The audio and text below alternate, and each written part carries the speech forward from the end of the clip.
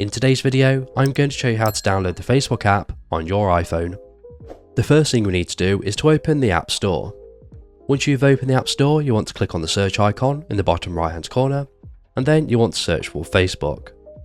Once you've searched it, it should be the top result, which will look like this. Now to download it, you want to click on the Get button. However, mine shows as a cloud button because I've downloaded this in the past.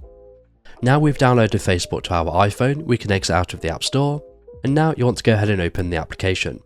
Now if you're already logged into a Meta-owned app such as WhatsApp on your iPhone, then you'll automatically see your Facebook profile listed here.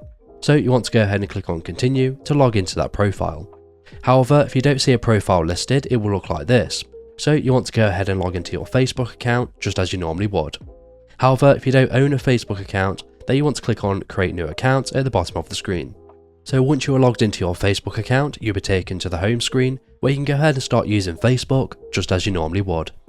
And that's it. So if this video is helpful, please leave a like, and if you have any questions or comments, you can leave them below.